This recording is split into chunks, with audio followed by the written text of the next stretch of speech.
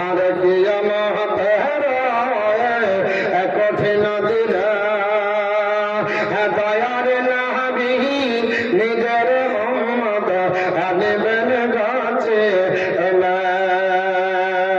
নবী কাকে চিনবে? আপনাকে আমাকে অবশ্যই চিনবে। এই যে গজলগুলো নামগুলো বেঁধেছে হাদিসের সঙ্গে প্রত্যেকটা মিল আছে, এমনি হয় না বা। এর জন্য নামে রসুল আমরা বলি এবং শুনি, কারণ নাম নাবি আমার পছন্দ করতেন। নাবির সাহাবী একজন ছিল, নাম হচ্ছে হযরতে হাসান বিন সাবিত, যার টাইটেল হলো সায়রুন নবী, সায়রুর রসুল, যিনি মসজিদে নববীতে দাঁড়িয়ে দাঁড়িয়ে এই কবিতা পড়তেন নবীর সামনে। আর আজকে পড়লে বুঝে দেখি হারা গীত গাইছে, বুঝতে পেরেছেন? মানে যাকে দেখতে নারী তার চরণ দেখা, যদি পছন্দ না হয় যা বলবেন তাতেই ভুল ধরবেন। আর কঠিন দিনে দয়ার নবী নিজের উম্মত আনবেন গাছে না। তাদের চেহারা হবে নূরাময়, যারা নবীর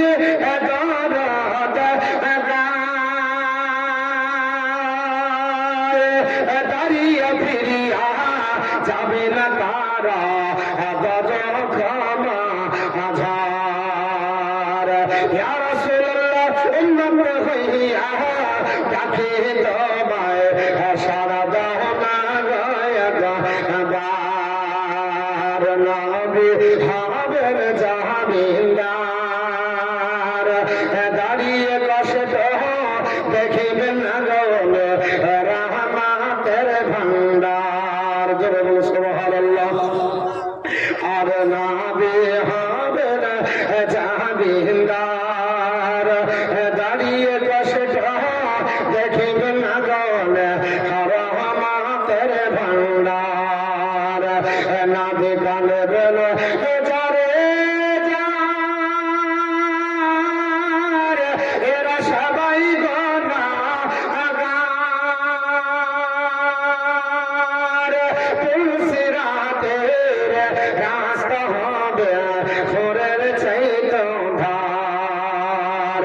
ইয়া রাসূলুল্লাহ উম্মত হইয়া ডাকি তোমায় সারা দাও না গায়বার। পুলসিরাত জাহান্নামের উপর দিয়ে সেতু। কেউ যদি এই নদী পার হন তো ভাড়া বা নৌকা লাগবে না? লাগবে না? লাগবে না? আর না হয় শুকনো চর হতে হবে নাকি? জাহান্নামের উপর দিয়ে রাস্তা পুলসিরাত।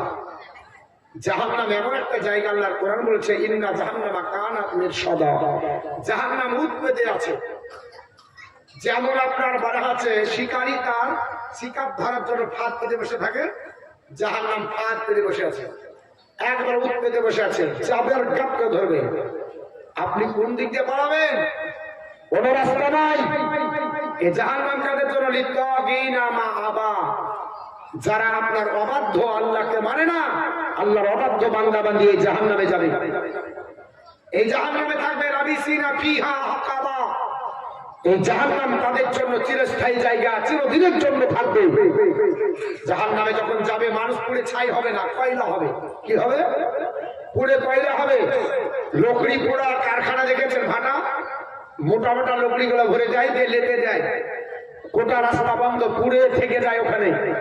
যখন আগুন নিভিয়ে যায় লকড়ি বের করে আবার ওটা চলে, কয়লা হয় ওটা গোটা গোটা, ওই লকড়ির মতো পুড়ে যাবে। আপনার বলা আছে পানি পানি পানি করে চিৎকার করবে।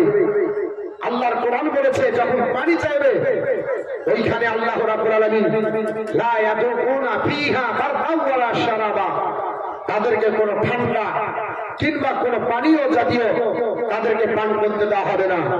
ইল্লা হামিমান ওয়া গাশশাকা, শুধু দেওয়া হবে ফুটন্ত পানি এবং কুচ। পানি যখন চাইবে আল্লাহর ফেরেশতারা আল্লাহর তরফ থেকে